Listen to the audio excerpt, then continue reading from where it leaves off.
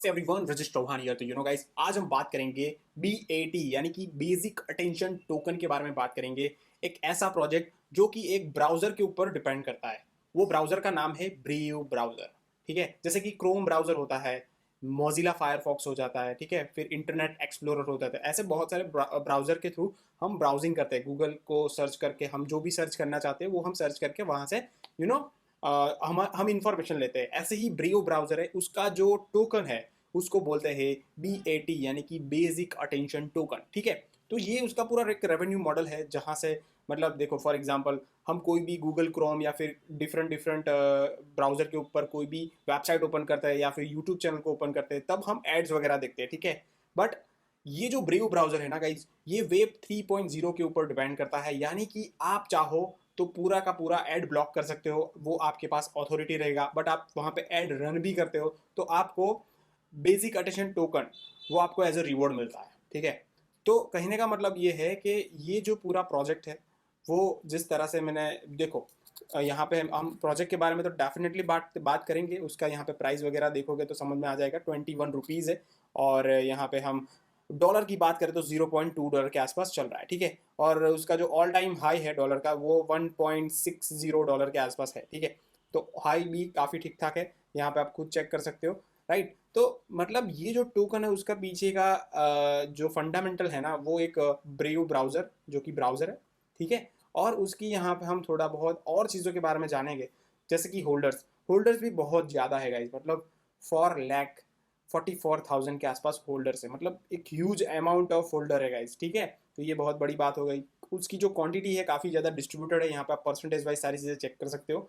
ये कोई मतलब 90% या 80% क्वांटिटी कोई एक ही एड्रेस होल्ड नहीं कर रहा है, ये भी एक अच्छी चीज़ हो जाती है। राइट, दूसरी चीज़ यहाँ पे हम उनकी वेबसाइट के ऊपर जाएंगे तो आपको पता चल जाएगा, making crypto and DeFi accessible and usable for everyone. तो यहाँ पे ये टोकन के बारे में बताया गया है। फिर Brave wallet, Brave swap coming soon. देखो उनका, देखो BAT utility for search engine आ रहा है। फिर utilize BAT with e commerce.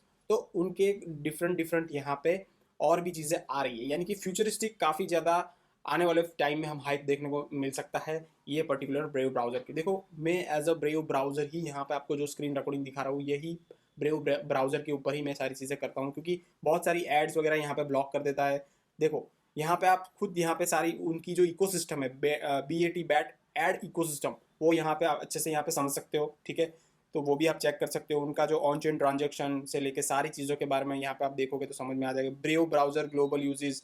ठीक है, फिर यहाँ पे उनके वेरीफाई यूट्यूबर नेटवर्क जो भी है वो भी आप यहाँ पे सारी चीज़ें देख सकते हो। कहने का मतलब ये है कि आपको आइडिया आ गया कि एक पर्टिकुलर ब्राउज़र का टोकन है ब्रेव ब्राउज़र। ठीक है, तो बहुत सारे डिफरेंट डिफरेंट एक्सचेंज में ऑलरेडी लिस्टेड है। ठीक है, बाकी उनकी टीम वगैरह देख सकते हो। टीम देखो, टीम में मैं इसलिए आ रहा हूँ क्योंकि देखो यहाँ पे जो फाउंडर एंड CEO है वो creator of JavaScript, Mozilla and Firefox का है। ठीक है, तो कोई छोटा मोटा कोई क्रिएटर नहीं है, मतलब उनका जो फाउंडर है छोटा मोटा कोई फाउंडर नहीं है। ठीक है, तो कहने का मतलब ये है कि फ्यूचर BAT टोकन की हम बात करें तो काफ़ी ज़्यादा ब्राइट बन सकता है, क्योंकि यहाँ पे उनके जो टीम मेंबर है वो कुछ ना कुछ तो उखाड़ के बैठे हुए हैं यहाँ पे।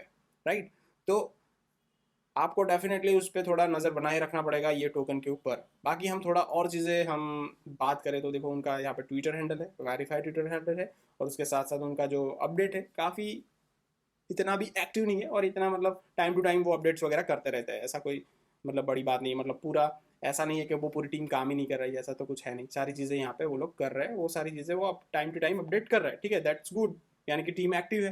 राइट, अब आते हैं असली खेल के भाई, अब हम कैसे उसमें से प्रॉफिट लेते हैं। तो हम टेक्निकल एनालिसिस पे जाते हैं। देखो फंडामेंटल मैंने आपको जो बताया कि भाई उसके रेवेन्यू मॉडल क्या है, इकोसिस्टम क्या है, कैसे यहाँ पे वो ब्रेव ब्राउज़र प्रॉफिट कमाता है। ठीक है, तो वो सारी चीज़ों के बारे में मैंने आपको बताया।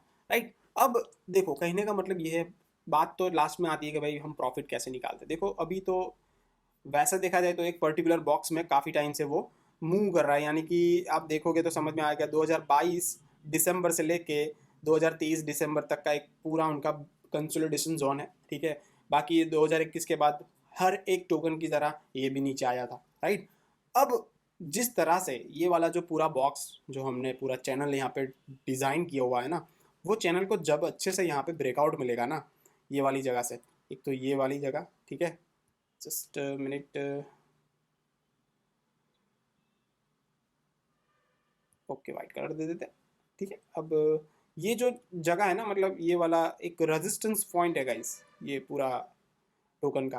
तो यहाँ पे मे भी आने वाले फ्यूचर में ये वाला रेजिस्टेंस जोन बन सकता है, उससे नीचे और जा सकता है, बट यहाँ पे ब्रेकआउट जो मिलेगा ना, तब जाके एक अच्छा सा यहाँ पे हम प्रॉफिट हम एक्सपेक्ट कर सकते हैं। देखो अभी की जो प्राइस है ना, और वो हमने जो प्रीवियस उसका हाई की हम बात करें ना, तब भी आपको 70% के आसपास का गेन मिल सकता है। बट ये गाइस, ये टोकन में पोटेंशियल है, और आने वाले टाइम में जैसे ही बुल रन आता है या फिर उसका जो एक पर्टिकुलर हाइप आता है, ठीक है, तब ये उसका ऑल टाइम हाई आराम से टच कर सकता है, क्योंकि ऑलरेडी 2 बार उसने टच करने का यहाँ पे ट्राई किया है, ठीक है। तब मतलब इस प्राइस मूवमेंट के हिसाब से वो उसका ऑल टाइम हाई यहाँ पे टच करता है ना, तो आपको 5x का गेन मिल सकता है, यानी कि 500% का गेन मिल सकता है गाइस, ठीक है।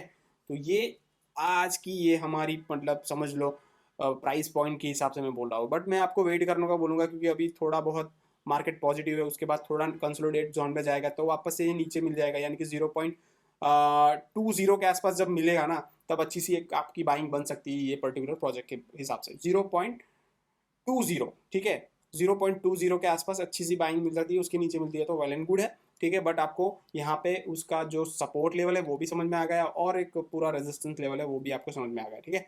तो समझ में आपको आना ये चाहिए कि आपको कब एंट्री लेनी है, कब यहाँ पे प्रॉफिट गेन होगा, और कितना टाइम आपको होल्ड करना पड़ेगा, ठीक है। अब आप ऑलरेडी होल्डर हो तो डेफिनेटली आपको होल्ड होल्ड करके ही रहना पड़ेगा, तब जाके आप बेनिफिट में आ जाओगे। बाकी नया यूजर्स को मैं ये बोलना चाहूँगा कि भाई वेट एंड वॉच, थोड़ा नीचे आता है, ठीक है। यहाँ से मे भी ऐसा हो तो यहाँ पर रेजिस्टेंस जोन से थोड़ा नीचे आ जाए, तब आप अच्छे से बाइंग जोन बना सकते हो, ठीक है। अभी एंट्री लेनी है तो बहुत लॉन्ग टर्म के लिए आप ले सकते हो, बाकी अभी आराम से होल्ड करो, ठीक है।